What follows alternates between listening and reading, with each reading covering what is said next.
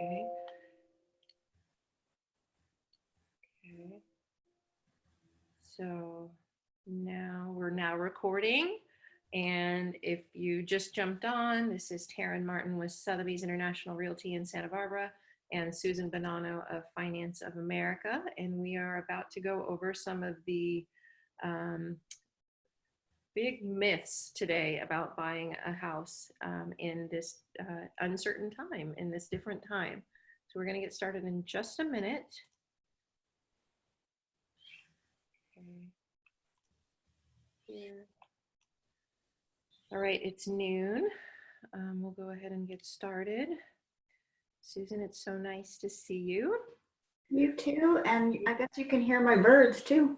I can hear you. I can hear your birds, and we're both at home, and this is going to be fun. This is our first time doing this, so we hope everybody enjoys and gets a lot out of it. We're here today as educators, not salespeople. We really just want you to be informed about what is going on in today's market and to just have all the facts so you know what the right decision is for you and your family as you're thinking about, what your next move is with real estate, if there's any, if it's now or post-COVID in a year, that's completely your situation. And just keep in mind that we're going to be very general when we start talking about topics. So you're going to have an opportunity to set up a one-on-one with either Susan and yourself or myself and you to really go down the specifics of your situation. We could also do a three-way Zoom call and have everybody together at once, and a lot of ground is covered that way too. So I'll announce that again later. So let's go ahead and get started. So today we're going to talk about 5 myths in buying a home in today's market. And before we do that, we'll do a little bit of introduction. So like I said, I'm Taryn Martin with Sotheby's International Realty. I'm a salesperson with the Montecito office. I started in real estate when I was 17. I did mortgage lending. I started as a processor, and I spent 6 years in the mortgage lending division of real estate. And then in 2008, I came to Santa Barbara and started working in the sales aspect. And I spent a lot of time as an assistant doing a lot of the background work, and I learned so much about it. And then, within the last 3 years, I became a licensee on my own, and have the delightful experience of working with a lot of first-time home buyers in my career, and really walking them through the logistics and each step of the way. So I'm really happy to be here to help and debunk some myths today. So I'm going to introduce the lovely and talented Susan Bonanno of Finance of America. Why don't you tell us a little bit about you, Susan? Thank you, Taryn. So I have been doing residential lending for almost 15 years now. I have a background in business and finance. And my job, Taryn's job, is really to find you the properties and to negotiate the deal for you. My job is more about educating you about the loan programs that are available, working within your budget and what you can afford. Sometimes we work with your financial advisors as well, or your CPA, or your someone who works with your retirement programs. And my job is really to help you pick the right loan program for you to maximize your purchase power and take advantage of any special programs or anything that can help you get into a home. Okay, wonderful. And I want to welcome, we have someone jumped on, Kent. We just want to welcome you personally. Thank you so much for showing up. I think you might have missed some of the introductions, but you'll get a lot more information as we go. And if any questions come up, please don't hesitate to drop your questions in the chat.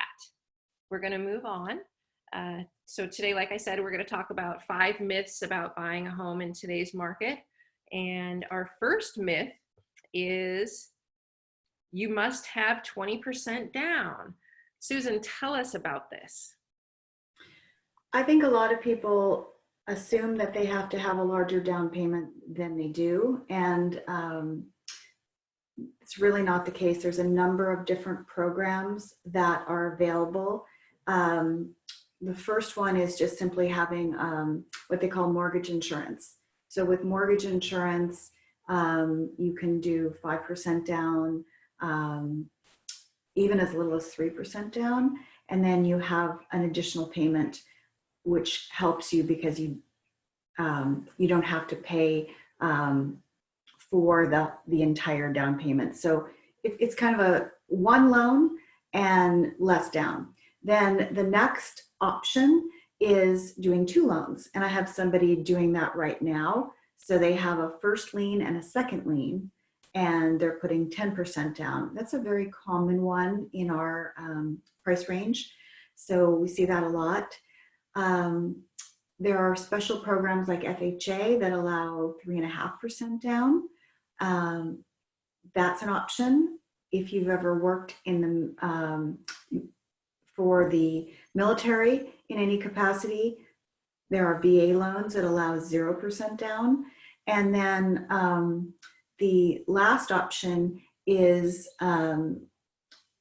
just working, like a number of people have employer programs that help them as well. So like, for example, Cottage Hospital has a program where they do a second lien for their employees. And then a lot of people are part of the coastal housing program, a lot of companies in town. And that helps you with your closing costs, not necessarily the down payment, but basically your cash to close. So there's a wide range of possibilities. In all honesty, I see an awful lot of people in Santa Barbara when they're buying their first home also get some gift funds from family members. Very, very common to get some gift funds because our purchase prices are higher here than in other parts of the country. So, and Taryn, I lost the screen there.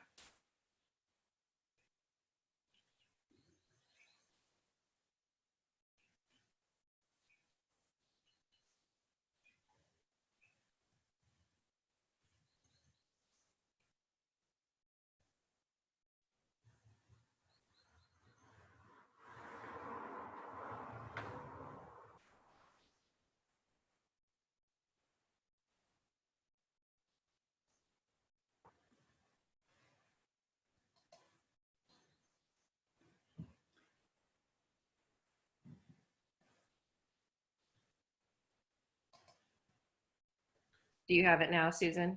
No, but I can hear you. You were muted, but I was muted. Okay, I lost the screen and now Yeah. we're going to get it back.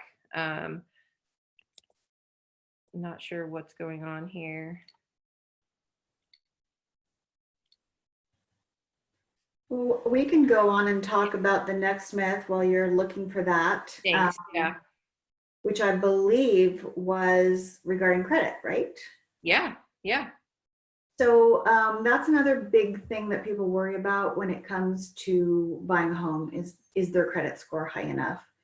And the ranges for credit can be, they're really quite large. I mean, you can have I've seen credit scores in the 500s and credit scores in the 800s. So it's a very, very wide range.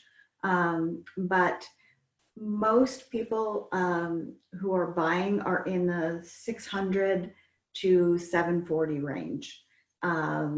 600 tends to be the bottom of the range in terms of being able to get a loan. But again, there's exceptions to that as well. I've seen people be able to buy something in the 500s. So it's not something that will exclude you. It just means that we have to look for the right combination for you. The other thing that a lot of people don't understand about credit is that they don't realize that it's not static. So if your credit score right now is 600, there's quite a lot of things that you can do to change that.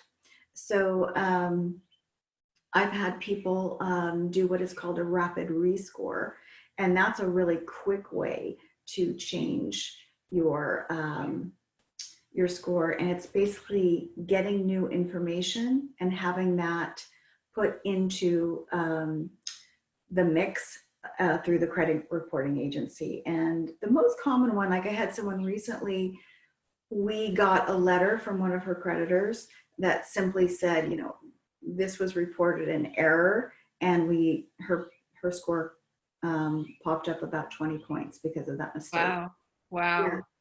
Another common one is debt. So if you have debt ratio, like if say your credit card limit is 10,000 and you have 7,000 borrowed on it, lowering that debt can make a big difference. So sometimes people pay a few things down and we do a rescore that way. And that's another really quick way. Fixing the errors takes a little bit longer.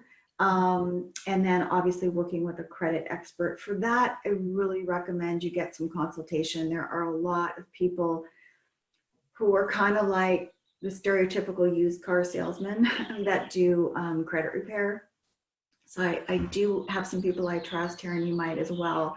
But you know, if your credit really needs some longer term help, that is available as well. Great. Wonderful. That's great. And one of the, you touched on the Coastal Housing Partnership when we were on Myth One. I want to apologize to anyone who's watching right now that I lost control of my screen and my slides, but I think I'm back in control here. And I wanted to touch on the Coastal Housing Partnership aspect of not having the 20% down. And this speaks to more of your cash out of pocket, your cash to close. If your employer is partnered with the Coastal Housing Partnership, there are programs available to you, or this program is available to you, and it's with lenders and realtors and other tradespeople involved in the purchase process that make your out-of-pocket costs less. So me as a Coastal Housing Partnership realtor, I give you a piece of my commission towards your closing costs. Susan, as a Coastal Housing Partnership lender, is able to give you reduced fees on the lending side. And there are also home inspectors on the list. You know, set up an appointment with us for a one-on-one if you want to know more. We can talk to you about it really quickly, give you some really good information. And if you're not sure if your employer is involved with the Coastal Housing Partnership, just ask them, they'll know. Do you have anything else to add on that, Susan? They also have a website, which is really helpful. Thank you. They do. Yeah, I would just Google Coastal Housing Partnership Santa Barbara, and you'll find the full list of employers and what all the program entails. Okay, so going into the third myth, and this is going to be a big one. Now is a bad time to buy a home. A lot of people, think, a lot of people have put their searches on pause for whatever their life situation is, which is fine. But some people also think that it's just not a good time. So we're going to go over some of the reasons why and some facts that we have. Now, the first thing I want to say is that no one has a crystal ball right now, but we do have some math, some stats, and some data from people who are studying this a lot. And so take what you want from this, and and make your decisions based on that. So like I said, no one can answer with 100% certainty, but most top financial service firms are calling for a V-shaped recovery. So if we look at the economy, we look at what happened, in the first quarter, we dropped really low. We're now in the second quarter, but the V-shaped recovery, what that means is, we do experience a sharp decline. However, it bottoms out, and there's a clear trough. It's called a trough. There's a clear bottom, and it doesn't last long. And then there's a strong recovery. And when these statistics were taken, this is 2 weeks ago. Things change every single day. So, we would do a one-on-one and talk about your specific situation and look at the stats on that day. But as of that time, we were expected to be back in recovery mode at the end of this year. And then there's also the idea of recession and housing crisis being the same thing, and that's not the case. Actually, 3 out of the 5 recessions saw a price appreciation. Everybody has sort of a PTSD from the price change that happened in 2008, where we lost a lot of value. But that's not necessarily the norm for a recession. I have a quote from Wells Fargo Investment Institute, and it says, "We do not expect a repeat of the severe recession of 2008 to 2009 because the virus and oil shocks are not endemic to the financial system, but are rather external. Once the virus infection rate peaks, we expect a recovery to gain momentum into the final quarter of the year and especially into 2021. And then to go further into that, we think about what the pre-COVID appreciation rates were expected to be, and then what adjustments have been made and what they look like now.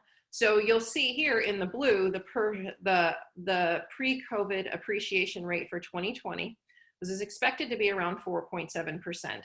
That was readjusted to 3%.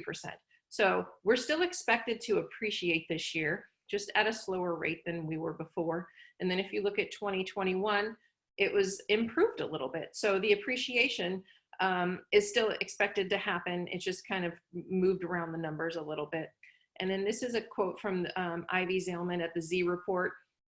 Supported by our analysis of home price dynamics through cycles and other periods of economic and housing disruption, we expect home price appreciation to decelerate from current levels in 2020, though easily remain in positive territory year over year, given the beneficial factors of record low inventories and a historically low interest rate environment. So there is a tight inventory right now. There was tight inventory before COVID. Rates were low before COVID, rates are low now. So those things are both going to support us being in positive appreciation territory. Can I just jump in, Taryn? Yes, please. This is not scientific and it's not from an economist, but what I've been seeing is that my job in the home buying process is to write a pre-approval letter for the client making an offer. And so lots and lots of times I write pre-approval letters and the client does not get their offer accepted. And what I'm seeing more recently is that they're getting their offer accepted more of the time. And I think it's because there are less people out there buying. You know, if you're currently employed or you're able to work at home, you haven't lost your job, those people are getting their offer accepted. And where like 6 months ago or 3 months ago, there might be 3 or 4 offers on that property. Now there's just less people. So I have found people been able to jump in without a lot of competition during this crazy time, just because it is a little bit more challenging to buy with the masks and the restraints. Right, absolutely. I mean, we had experience with that this week together, on a property on the west side that would probably have had, a lot more interest had we had a normal amount of April buyer activity, because we are about at half of the normal activity all around than we are normally for spring. And these buyers got in. This house could have easily gone above asking had there been enough, competition, which I expect there would have, because it was an adorable bungalow. And, these buyers got in without competition at a really reasonable price and didn't have to bid over. And then another situation that I was just crossed my desk was, someone deciding that, they felt that the market was too volatile for their investments, but that real estate was more of a steady place to park their money.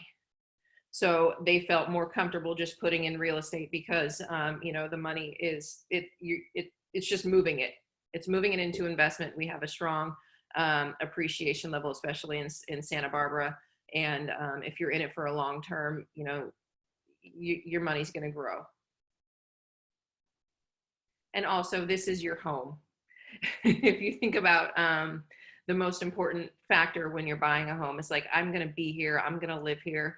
And even if there are some questions about if I'm going to save 1 or 2%, if I wait, if I'm going to be here long term, that's not going to matter. My quality of life, my overall happiness, if I'm adhering to maybe a landlord's rules, and I'd rather not be, all of those things are a factor in making the decision now.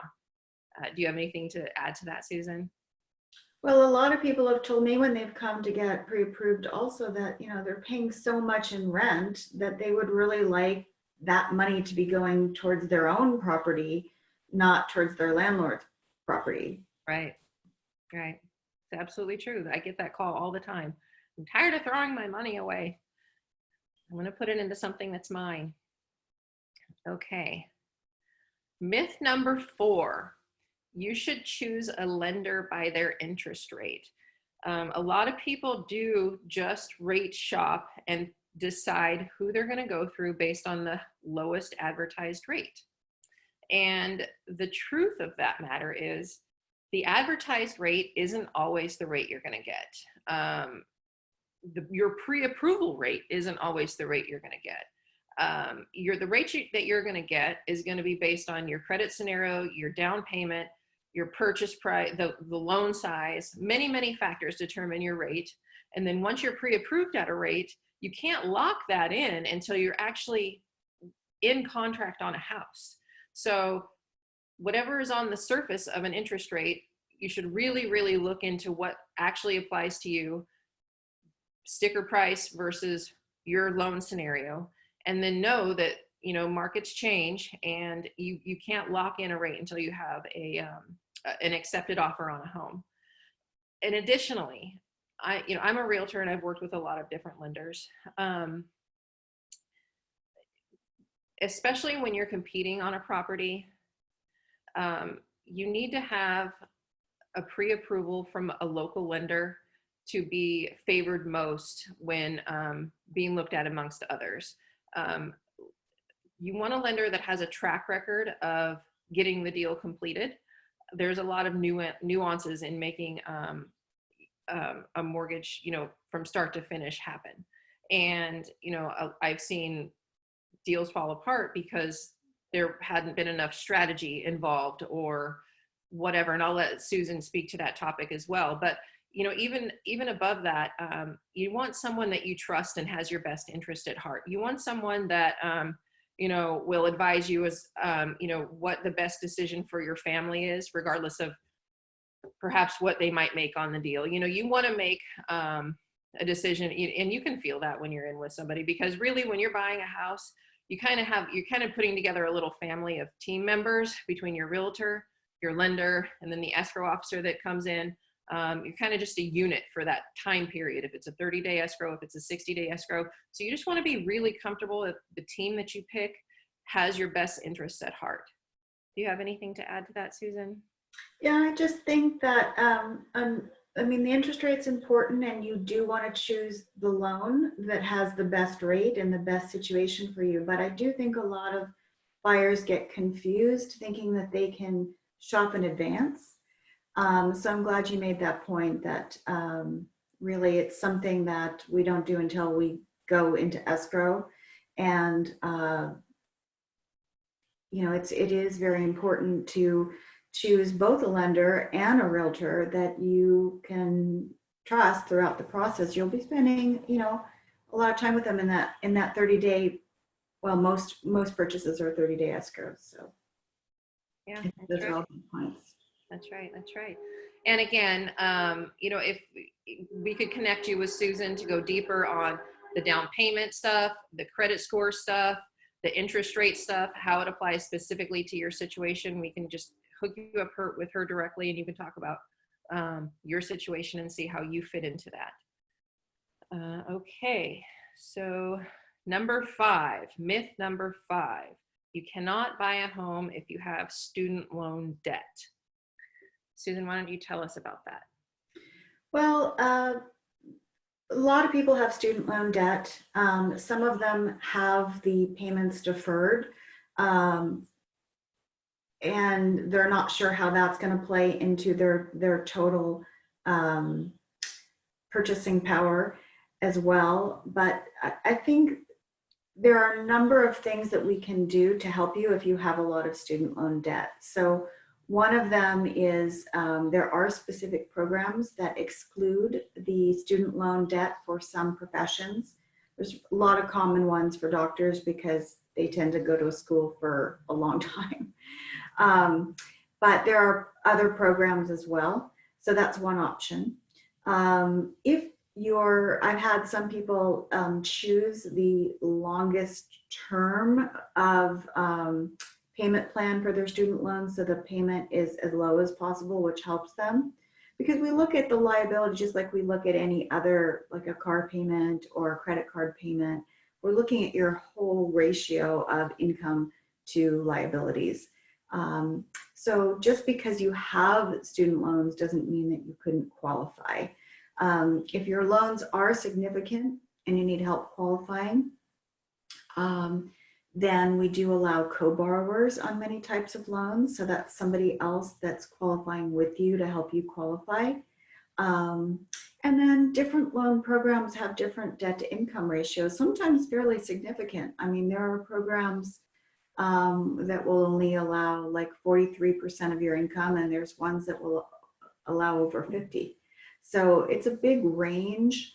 But again, it tends to be an area where people get nervous and think, oh, I'll never qualify because I have, too many loans, or I have too low of credit score, or I don't have enough down. Like, people get discouraged just from things that they hear without really evaluating the option. And I always tell people, if you look at your options and you're not happy with where you are right now, we can always create a plan to get you where you want to be.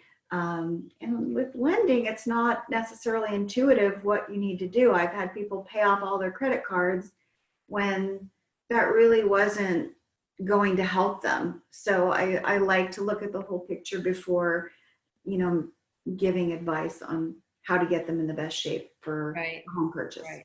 I think that's a common misconception too, that no debt is better. And actually that doesn't always help your credit score. So another reason why to get hooked up with an expert. I wanted to see, correct me if I'm wrong, I'm going to elaborate a little bit more on debt to income ratio. So when you're purchasing a house, the lender's going to look at your entire monthly obligations.